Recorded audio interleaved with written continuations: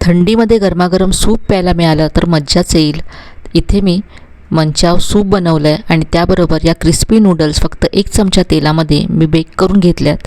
सगळ्यात आधी मी vegetable stock इथे बनवून घेतला। 1 लिटर पाणी घेतलं आहे आणि त्यामध्ये मी भाज्यांच्या साली, देठं घातलेत, कोथिंबिरीचे देठ घातलेत, कांद्याच्या साली घातल्या आणि हे गॅसवरती गरम करत ठेवलं आहे। हे पाणी 15 मिनटं उकळून घ्यायचं आहे।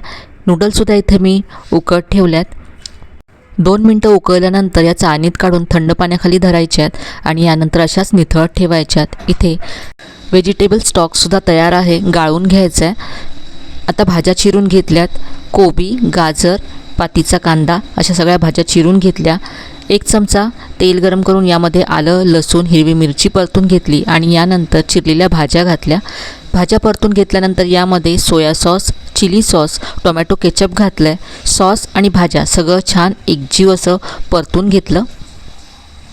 यामध्ये आता व्हेजिटेबल स्टॉक घातला आहे।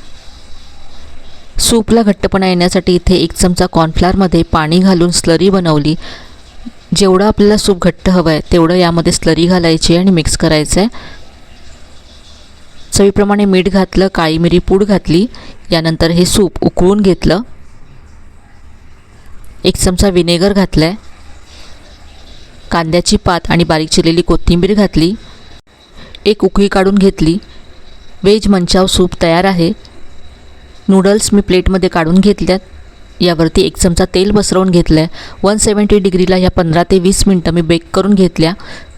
मस्त क्रिस्पी नूडल्स तयार झाल्यात, अजिबात तेलकट नाही आहेत।